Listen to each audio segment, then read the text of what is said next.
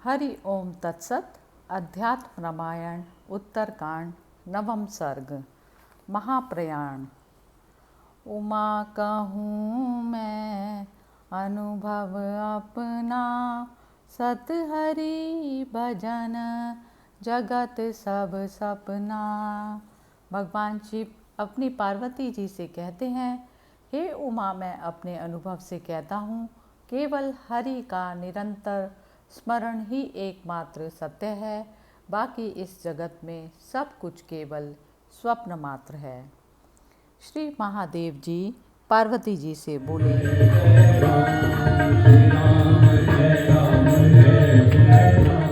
लक्ष्मण जी को त्याग देने के बाद रघुनाथ जी ने अत्यंत दुख आतुर हो मंत्रियों, वेद वेताओं और वशिष्ठ जी से इस प्रकार कहा, आज महामति भरत को राज तिलक कर मैं भी लक्ष्मण के मार्ग का अनुसरण करूँगा।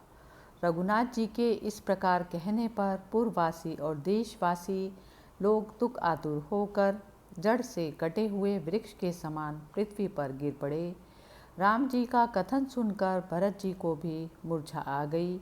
उन्होंने रघुनाथ जी के निकट राज्य की निंदा करते हुए कहा कि हे रघुश्रेष्ठ, मैं सत्य की शपथ करके कहता हूँ, हे प्रभु, मुझे आपके चरणों की सौगंध है, मैं आपके बिना स्वर्गलोक या भूलोक कहीं के भी राज्य की इच्छा नहीं रखता। हे महाराज राम, इन कुश और लव को ही राज तिलक कीजिए। अवध में वीरवर कुश को और उत्तर में लव को राजा बनाइए।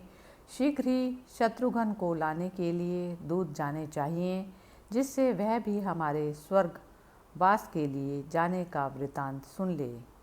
भरत जी का कथन सुनकर उनकी ओर देखकर संपूर्ण प्रजा भयभीत तथा राम जी के वियोग से व्याकुल पृथ्वी पर गिर पड़ी। तब भगवान वशिष्ठ जी ने रघुनाथ जी से करुणा युक्त वचन कहा, हे तात, सारी प्रजा पृथ्वी पर पड़ी हुई है, उसे कृपा दृष्टि से देखिए। हे राम, इनके प्रेम भावानुसार तुम्हें भी इन पर कृपा करनी चाहिए। वशिष्ठ जी के वचन सुनकर रघुनाथ जी ने उन सबों को उठाया और उनका सत्कार कर उनसे प्रेम पूर्वक पूछा, कहो मैं तुम्हारे लिए क्या करूं?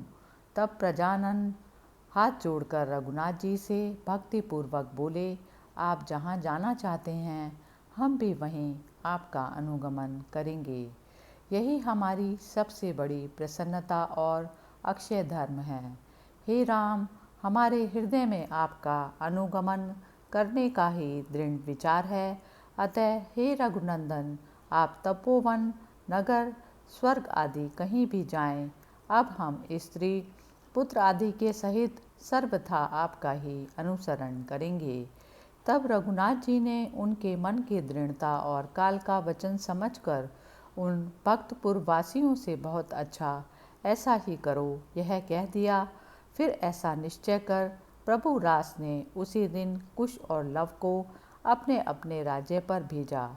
उनमें से प्रत्येक को 8,000 रथ, 1,000 हाथी और 60,000 घोड़े दिए तथा बहुत से रत्न, धन और हृष्टपुष्ट मनुष्यों को साथ कर दिया। कुश और लव राम जी को प्रणाम करके बड़ी कठिनता से चले। इसी समय रघुनाथ जी ने शत्रुघ्न जी को लाने के लिए दूत भेजे। उन दूतों ने तुरंत ही जाकर काल का आगमन, दुर्वासा जी की करतूत, लक्ष्मण जी का महाप्रयाण, रघुनाथ जी की प्रतिज्ञा, पुत्रों का अभिषेक और अब राम क्या कहना करना चाहते हैं, ये सब समाचार शत्रुघ्न जी से निवेदन कर दिए। इस प्रकार दूतों के मुख से अपने कुल के नाश का समाचार सुनकर शत्रुघ्न जी अति व्याकुल हुए, किंतु फिर धैर्य धारण कर तुरंत ही अपने दोनों पुत्रों को बुलाया और उनमें से महाबली सुबाहु को मथुरा के और युवकेतु को विदिशा नगरी के राज्य पर अभिषिक्त कर स्वयं बड़ी शीघ्रता से रघुनाथ जी के दर्शन के लिए अयोध्या को चले। वहां पहुंचने पर उन्होंने अपने तेज से अग्नि के समान दैदीप्यमान महात्मा राम को 2 वस्त्र धारण किए और चिरजीवी ऋषियों से घिरे हुए देखा। महामति शत्रुघ्न जी ने लक्ष्मीपति श्री रघुनाथ जी को प्रणाम किया और फिर हाथ जोड़कर ये धर्मयुक्त वाक्य कहे। हे कमल नयन, मैं अपने राज्य पर दोनों पुत्रों का अभिषेक कर आया हूँ। हे राजन, अब मैंने भी आप ही का अनुगमन करने का निश्चय कर लिया है, ऐसा आप जानें। हे वीर, मैं आपका भक्त हूँ, अतः आपको मुझे छोड़ना ना चाहिए। शत्रुघ्न का दृढ़ निश्चय जान रघुनाथ जी ने कहा, तुम आज दोपहर के समय तैयार रहो। इसी समय इच्छा अनुसार रूप धारण करने वाले वानर, रीछ, राक्षस और गोपुच्छ वानर हजारों की संख्या में आ कूदे तथा ऋषि और देवताओं के पुत्र रूप वे समस्त वानर और राक्षसगण रघुनाथ जी का निर्याण सुनकर उनसे कहने लगे, प्रभो, आप हमें भी अपने पीछे चलने के लिए कटिबद्ध समझें। इतने में ही महाबली सुग्रीव ने भी यथावत प्रणाम करके भक्त वत्सल रघुनाथ जी से कहा, हे राम, मैं महाबली अंगद को राज तिलक कर आपके साथ चलने का निश्चय करके आया हूँ, ऐसा आप जानें। तब उन रीछ, वानर और राक्षसों के ऐसे दृढ़ वाक्य सुनकर श्री रघुनाथ जी ने विभीषण से आदरपूर्वक इस प्रकार मधुर वचन कहा, मैं तुम्हें अपनी शपथ कराता हूँ, जब तक पृथ्वी प्रजा धारण करे तब तक मेरे कहने से तुम राक्षसों का राज्य करो। अब तुम मेरी की हुई इस व्यवस्था के विषय में कुछ और उत्तर ना देना। विभीषण से इस प्रकार कह फिर वे हनुमान जी से बोले, हे मारुते, तुम चिरकाल तक जीवित रहो, मेरी आज्ञा को मिथ्या मत करो।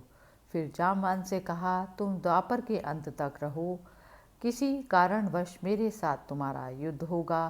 फिर श्री रघुनाथ जी ने शेष सब रीछ, वानर और राक्षसों से दयापूर्वक कहा, तुम सब लोग मेरे साथ चलो।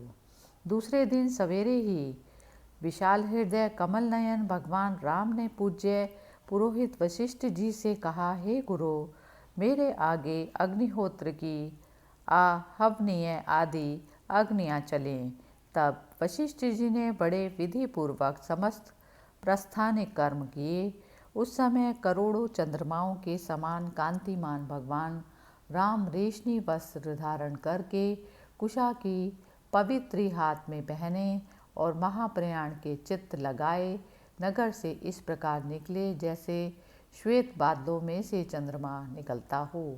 उनके बाईं ओर हाथ में श्वेत कमल लिए कमल के समान विशाल नेत्र वाली लक्ष्मी जी चली तथा दाईं ओर हाथ में लाल कमल लिए अत्यंत दीप्तिशाली नी श्याम वर्णा पृथ्वी चली। भगवान के आगे संपूर्ण शास्त्र, शस्त्र और उनके धनुष बाण मूर्तिमान होकर चले। इसी प्रकार समस्त वेद, समस्त दिव्य मुनिजन तथा ओमकार और व्याहतियों के सहित वेद माता गायत्री ये सब भी शरीर धारण कर श्री हरि के साथ चले।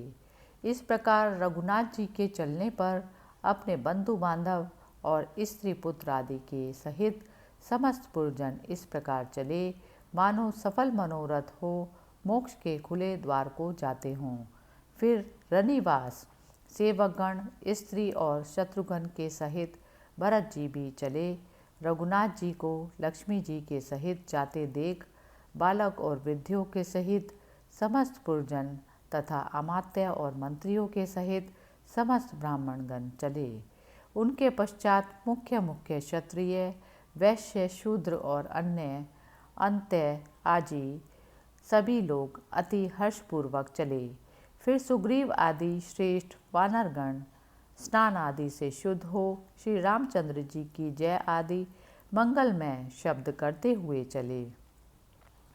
उनमें से कोई भी संसार दुख से दुखी, दीन अथवा बाह्य विषयों में आसक्त नहीं था। वे सभी परमानंद स्वरूप भगवान राम के अनुगामी संसार से उपराम होकर अपने पशु और नौकर चाकरों के सहित रघुनाथ जी के साथ चले गए। जो प्राणी कभी दिखलाई नहीं पड़ते थे तथा जितने स्थावर और जंगम जीव थे वे सभी संसार से विरक्त होकर एकमात्र परमेश्वर अनंत शक्ति साक्षात परमात्मा राम के साथ चले। उस समय अयोध्या में ऐसा कोई जीव नहीं था जो भगवान राम में चित्त लगाकर उनका अनुगामी ना हुआ हो। महाराज रामचंद्र के कूच करते ही वह सारा नगर सूना हो गया। नगर से बहुत दूर निकल जाने पर श्री रघुनाथ जी ने विष्णु भगवान के नेत्र से प्रकट हुई सरयू नदी देखी। स्मरण करते ही पवित्र करने वाले भगवान श्री रामचंद्र जी उसे देखकर बड़े प्रसन्न हुए और फिर इस संपूर्ण जगत को अपने हृदय में देखने लगे। इसी समय वहाँ पितामह ब्रह्मा जी तथा अन्य समस्त देवता, ऋषि और सिद्धगण आए। उस समय जिनमें देवगण विराजमान थे, ऐसे सूर्य के समान तेजस्वी करोड़ों विमानों से अनंत पार आकाश खचाखच भर गया। उनके प्रकाश से प्रज्वलित होकर वह स्वयं भी दैदीप्यमान हो उठा।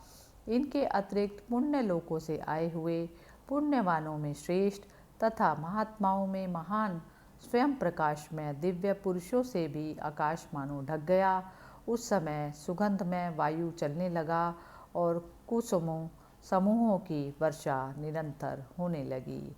तब देवताओं का मृदंगनाद और विद्याधर तथा किन्नरों का ज्ञान होते समय अनंत शक्ति भगवान राम ने एक बार सरयू जल का स्पर्श कर चरणों से उसकी परिक्रमा की। उस समय ब्रह्मा जी हाथ जोड़कर भगवान राम से कहने लगे, हे परमात्मन, आप सबके स्वामी नित्यानंद में सर्वत्र परिपूर्ण और साक्षात विष्णु भगवान हैं। अपने एकमात्र ईश्वरीय तत्व को आप ही जानते हैं। तथापि हे अखिलेश्वर, आपने मुझ दास का निवेदन पूर्ण कर दिया। हे विद्वन, आप भक्त वत्सल हैं। हे प्रभु, अब आप भाइयों सहित अपने आदि विग्रह विष्णु देह में प्रविष्ट होकर देवताओं की रक्षा कीजिए। अथवा यदि आपको कोई और शरीर प्रिय हो तो उसी में प्रवेश करके हम सबका पालन कीजिए। आप ही देवाधिपति विष्णु भगवान हैं, इस बात को मेरे सिवा और कोई पुरुष नहीं जानता। हे देवेश, आपको हजारों बार नमस्कार है। आप प्रसन्न होइए, आपको पुनः पुनः नमस्कार है। तब पितामह ब्रह्मा जी की प्रार्थना से महातेजोमय भगवान राम सब देवताओं को के देखते देखते उनकी दृष्टि को चुराते हुए चक्र आदि आयुधों से युक्त चतुर्भुज रूप हो गए। लक्ष्मण जी अद्भुत फण धारण कर भगवान की शैया रूप शेषनाग हो गए तथा केकई पुत्र भरत तथा लवणात्मक शत्रुघ्न दिव्य चक्र और शंख हो गए। सीता जी तो पहले ही लक्ष्मी जी हो गई थी। भगवान राम पुराण पुरुष विष्णु भगवान ही हैं। वे भाइयों के सहित अपने पूर्व शरीर से तेजोमय दिव्य स्वरूप वाले हो गए। फिर उन विष्णु भगवान के पास चारों ओर से इंद्रादि देवादि देवता, सिद्ध, मुनि, यक्ष और ब्रह्मा आदि प्रजापति गण आकर उन परमेश्वर की स्तोत्रों द्वारा स्तुति करते हुए पूजा करने लगे और अपना मनोरथ पूर्ण हो जाने से मन ही मन आनंद मग्न हो गए। तब महात्मा विष्णु भगवान ने ब्रह्मा जी से कहा, ये सब मेरे भक्त और मुझ में प्रीति रखने वाले हैं। मेरे साथ ये सब भी स्वर्गलोक को जाना चाहते हैं। इनमें जो त्रियक्त शरीरधारी हैं वे भी बड़े पुण्य आत्मा हैं। ये सब वैकुंठ के समान उत्तम लोकों को प्राप्त हों। मेरी आज्ञा से तुम शीघ्र वहाँ इनका प्रवेश करा दो। भगवान के ये वचन सुनकर ब्रह्मा जी ने कहा, भगवान, आपकी भक्ति से युक्त यह महापुण्यशाली लोग मेरे लोक से भी ऊपर अत्यंत दीप्तिशाली और विचित्र भोगों से संपन्न सानांतिक लोकों को प्राप्त हों। राम, और भी जो लोग मरने के समय ही आपका पवित्र नाम लेंगे अथवा जो भूल कर भी आपका भजन करेंगे, वे भी योगियों को प्राप्त होने वाले योग्य उन्हीं लोकों को जाएंगे। यह सुनकर समस्त वानर और राक्षस आदि अति प्रसन्न हुए और जल स्पर्श करके शरीर छोड़ने लगे। वे रीछ और वानर आदि जिस जिस के अंश से उत्पन्न हुए थे उस देवता को ही प्राप्त हो गए। वानरराज सुग्रीव सूर्य के वीर्य से उत्पन्न हुए थे, अतः वे सूर्य में लीन हो गए। उसके बाद अयोध्या निवासी लोग सरयू के जल में डूब डूब कर मनुष्य देह को त्याग दिव्य आभूषणों से विभूषित हो विमानों पर चढ़कर सानांतरिक नामक लोकों में पहुंच गए।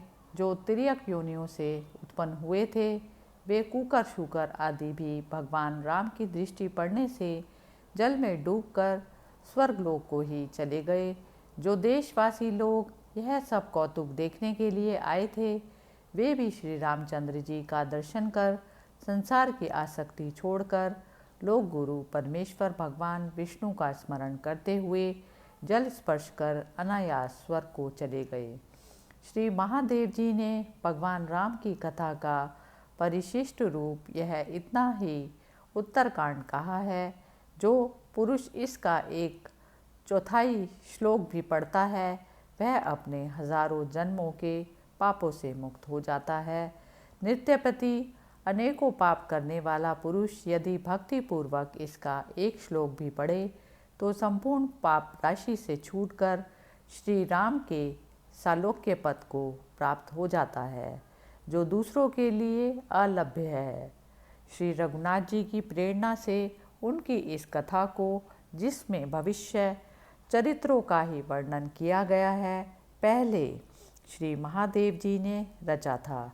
इसको सुनकर श्री रामचंद्र जी बड़े प्रसन्न होते हैं। रामायण नामक यह अनंत पुण्यप्रद काव्य श्री शंकर भगवान ने पार्वती जी से कहा है। जो पुरुष इसे भक्तिपूर्वक पढ़ता या सुनता है, वह अपने सैकड़ों जन्मों के पाप पुंज से मुक्त हो जाता है। इस अध्यात्म रामायण को नित्य प्रति पढ़ने, सुनने अथवा भक्तिपूर्वक लिखने वाले से अत्यंत प्रसन्न होकर भगवान राम सीता जी के सहित उसके पास रहकर उसकी श्री वृद्धि करते हैं। ब्रह्मा आदि सुर श्रेष्ठों से प्रशंसित और मनुष्यों के मन को हरने वाले इस आदि काव्य रामायण को जो पुरुष नित्य प्रति श्रद्धापूर्वक पढ़ता या सुनता है, वह विशुद्ध शरीर धारण कर भगवान विष्णु के धाम को प्राप्त होता है। इति श्रीमद् अध्यात्म रामायणे उमा महेश्वर संवादे उत्तरकांडे 9वें सर्गे समाप्त। हरि ओम तत्सत्।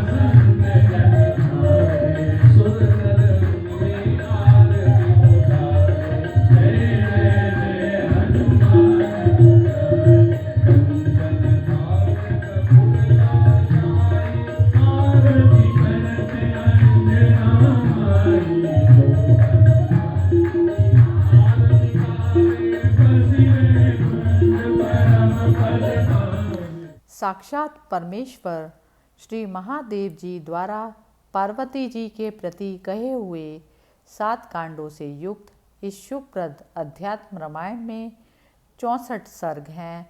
इसकी समाप्ति पर्यंत कुल 4200 श्लोक कहे गए हैं तथा तत्वार्थ का विवेचन करते हुए सैकड़ों श्रुतियाँ कही गई हैं।